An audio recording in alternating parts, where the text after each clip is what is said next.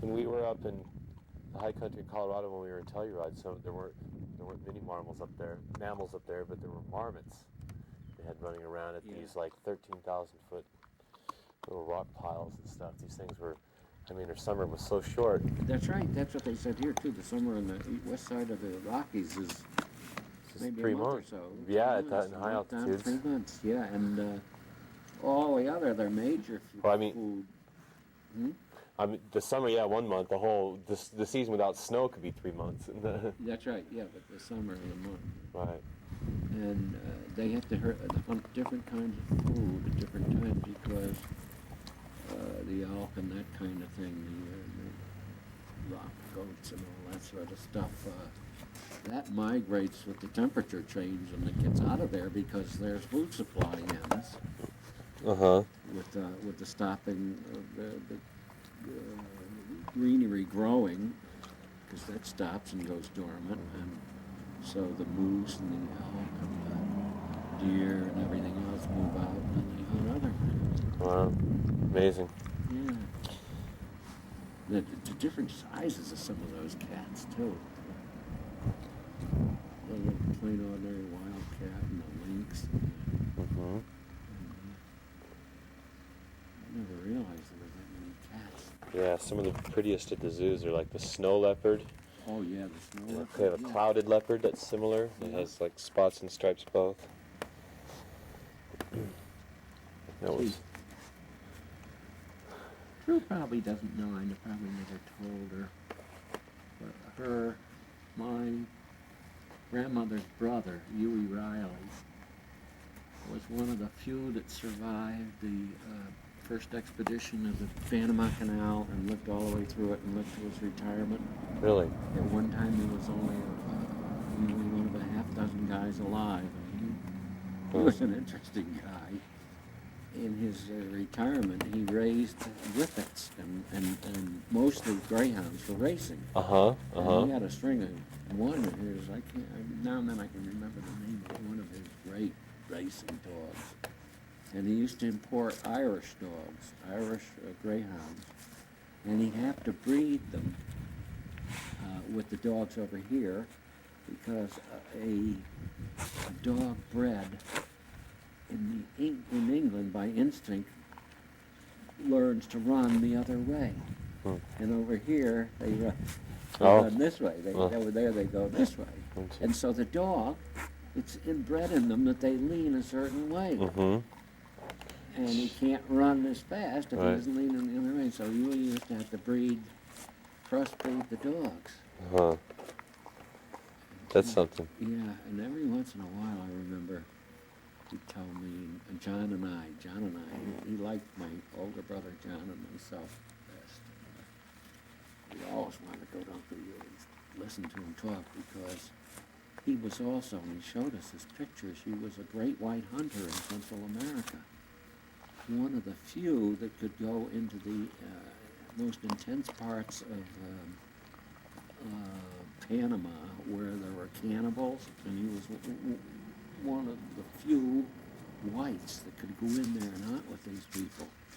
And I saw pictures of him with all kinds of jungle cats on his shoulders like this or at his feet, and big snakes around his neck, and then he used to bring out some stuff that was like collector's items that had been made by these Indians. Had certain dyes that they didn't know how they made them and all that sort of thing, woven stuff. And Huey would bring some of that back and give it to his people, the friends. And there was I don't know whether you know, ever read maybe in the movies now with all the repeats, they might have showed you some stuff. There was a guy, Johnson, and his wife's name was Asa. And they owned their own Sikorsky. They were explorers and famed hunters in the 30s. And they had their own Sikorsky twin-engine airplane that had more or less been given to them by Sikorsky. And they explored all over the world, and they were famed.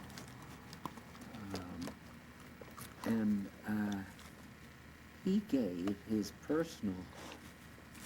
That guy gave his personal hunting knife with his copy of his autograph on the blade, and the thing was about this long.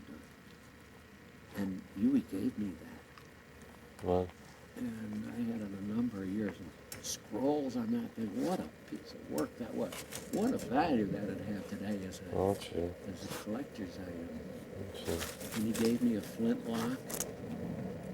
And I beat that hell out of that fighting pine Indians. You've probably never heard of those. what kind? Pine Indians. Pine Indians. Pine trees. They look like pine trees? I understand. You fight them and Right, bring them with the right. stock, and I beat them. How's your visit been overall? Have you Yeah. guys, This year out yeah, here? you feel It's been, no, it hasn't been that much fun because I've been sick so much, you know? So long with that cold and then the blood pressure problem before, and then the weather wasn't that good, so. yeah, I haven't been out to the airport that much. We never finished and flew the planes and all. We didn't get a lot done this year. yeah. And we didn't move around much either. You guys will be But- for a couple of more weeks, right? Yeah, we're gonna leave on the 14th. Oh, you got a ticket booked? Yeah, we're all booked on the 14th, yeah. But, you know, I love it out here, too. And it's better for me, because with that damp, raw air, cold air on the ocean there is so severe in the winter. Yes, we were It's so much surprised. more interesting out here, huh? We were surprised you all moved someplace where it could be that brutal in the winter. I know it. I know. Well, we never took that into consideration at all. Yeah. That has to be one of the coldest places on the face of the earth, because the North Atlantic winds come down there in the winter, and the Gulf Stream veers off. The Gulf Stream, you know, warms the south side of Cape Cod, and then moves out into the Atlantic in an easterly fashion. And so the cold air, the predominant winds in the winter, and the water flow is from the North Atlantic. So, even though, you know, the salt air does have you don't get as much snow in the salt coastal region, but you get this sleet and the cold rain and the winds. The winds are just, they're violent in the winter up there. So, yeah, that's not a place to go in the winter.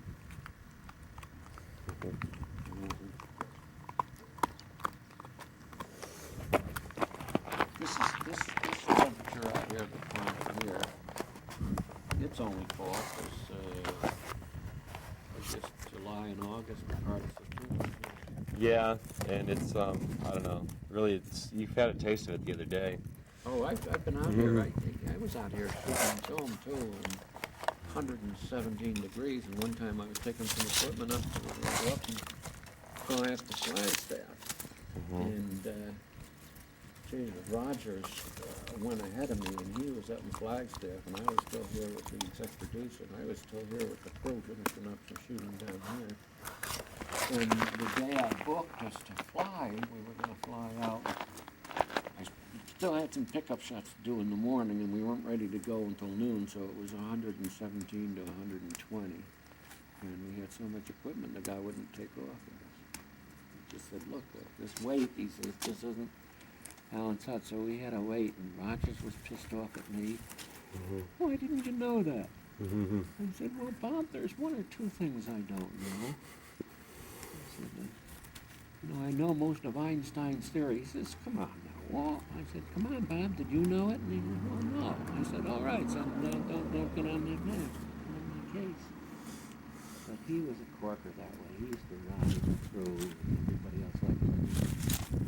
Former Marine major paratrooper. Oh, I hear quail now. They just walked by there. I see him. Just by the gate there, and they already saw us all, so they didn't come in. And then of course, he picked it up from the cameraman. We had this ace documentary cameraman that we used to use, and he was a big buddy of ours. We had so much fun together. One time Bob said to him, or he said to Bob, we can't shoot now. He says, we haven't got enough reflectors collectors. He says, always remember, you don't shoot at high noon in the desert. Because the sun is coming directly down and it's so The shadows are bad. contrasty that you look like raccoons. Right. So that was one of Bob's favorites. Just don't schedule shooting at noon, Garrity. So what did the Goodyear experience involve? How come it was based? It was based here because the rubber plant was here, I guess. The blimp. No, the blimp was never based here.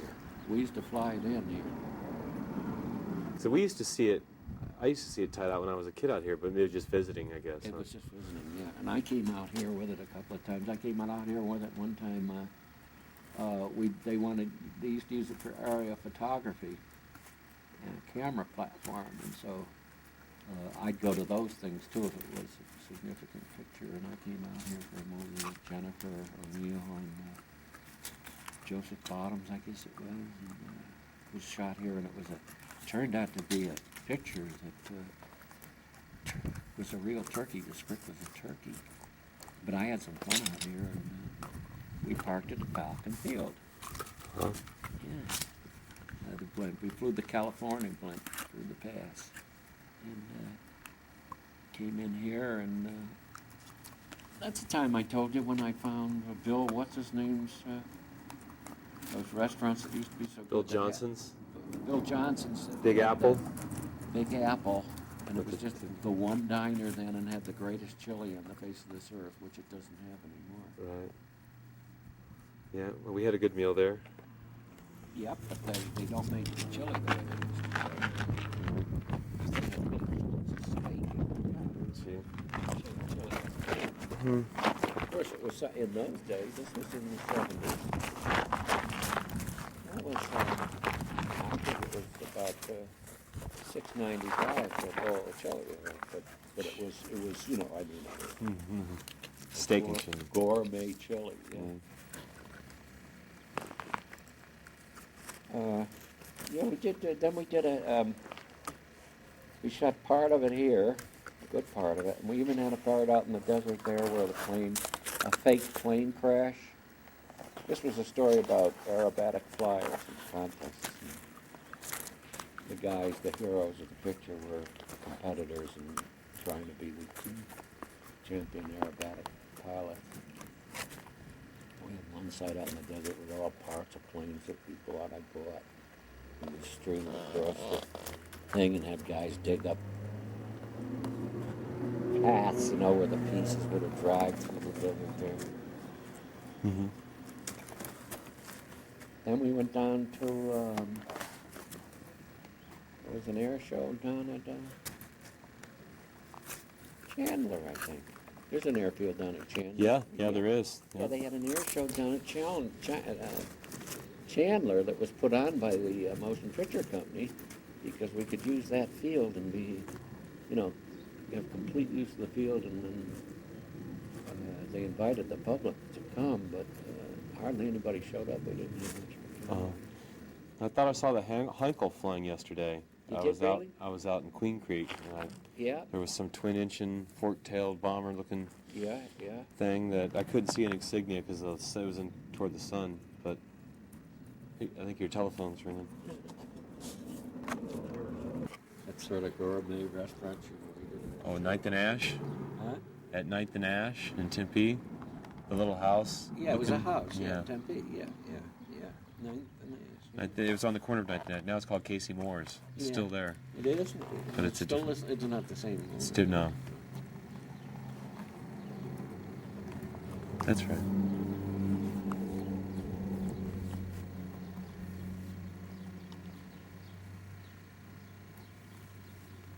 That was a wild night. One night we had that. And then this guy, he was shit-faced and he was high too. And the table just sat down, and gee, it just so happened that before that I had been working on a documentary. We didn't get too far, and had to go with the smuggling, dope smuggling, and all the smuggling that was going on in El Salvador. Central America, gun running and all that stuff, and then that stuff, and it even blossomed out that the guys that were running the guns and the munitions down there were also running stuff out through the Pacific and buying up Levi's and flying plane loads of Levi's over to the Orient and selling them for 10 and 20 times a pair, worth more. Heard of that? And ran into this guy that sat down with us. He was shit-faced, and he told me he pulled out all these rings, and he just wanted Tink to take them, and they were those blue-green stones and silver rings, and he gave Tink one. And he wanted to know if we wanted to go upstairs and do some coke. I heard the story. That is so funny. Story? Drew told me. I knew the outfit that he was flying from. Out of Florida, and I said, yeah, I know all about your outfit down there. You're flying for such and such outfit. Oh my God. His arms went down like this. He says, how'd you know that? I said, look, I know just about everything. And he wanted me to meet his boss. And I even knew who his boss was. I said, look, and I hit everything right on the nail on the head because so this funny. outfit was led by a guy. His name began with a T. He was a famed flyer ace in Vietnam that turned smuggler and gun runner. And I said to him, I gave him the guy's name. I said, I even know your boss pretty well, or I know I've never met your boss. He said, would you like to meet him? I said, sure. And he went to the phone and tried to arrange a meeting with me, and he thought I was FBI. And the guy, the boss, he came back and he says, I know what's wrong. He says, he said for a minute he'd meet you, and then all of a sudden, he's so pissed off at me, he won't even talk to me anymore. Small wonder, the guy, he probably told him, I think the guy's FBI and he wants to talk to you. This has all occurred over the course of a dinner. Dinner, yeah. Tink's eyes, her eyes are spinning. She can't believe this shit. It was so coincidental. Then I was supposed to meet him at noon the next day. He went back, and it's just so ridiculous, but so many strange coincidences there. That's funny. I remember You remember Drew's outcome of the story is that Yeah. you all made sure she got a job someplace else. Yeah, that's right. Yeah, because if this was going on there, yeah. If that was the clientele, it wasn't the place to be working. I heard that. It's more the story than I had heard. That's really funny. It's a small world, and you think. But I'd sure hate to paint it. Oh God, yes, yeah.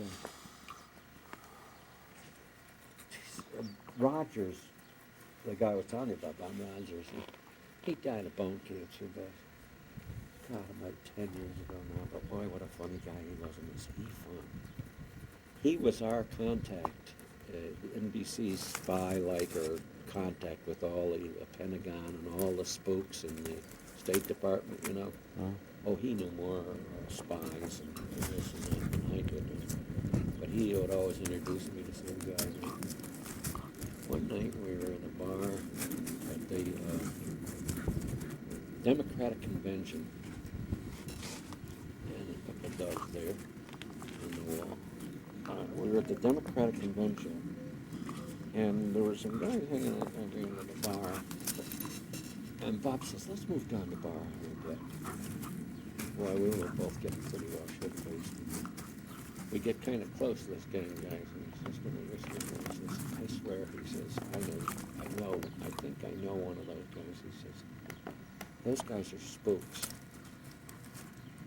And he says, we're going to shock their asses off. He says, because they think they're clever. Of course, they were, Secret Service or spooks, trying CIA. to cover all kinds of intelligence, and everybody was tracking somebody at these things because they're all. Was this in what convention? 68? Oh. 68. No, it was in 78. No. Chicago 68. No, it had to be in the 80s. It was in the 80s. Yes, it was in the 80s because I went to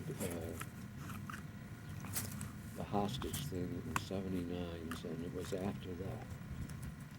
And So Bob says to him, you know, he looks over one of them and says, you know, you guys shouldn't get together in groups. The guy says, what are you talking about?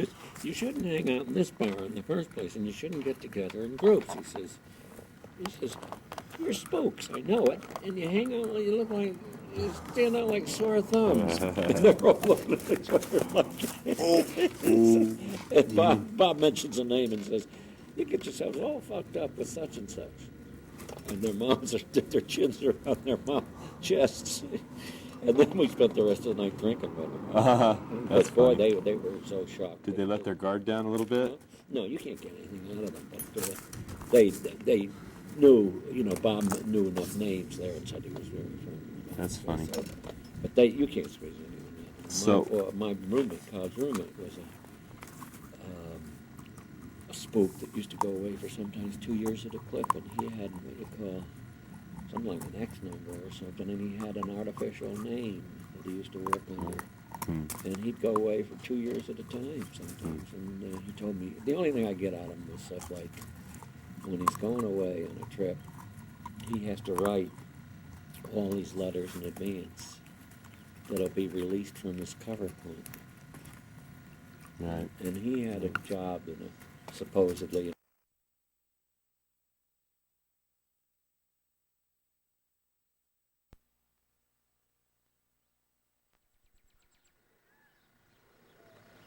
Well, here's the big day.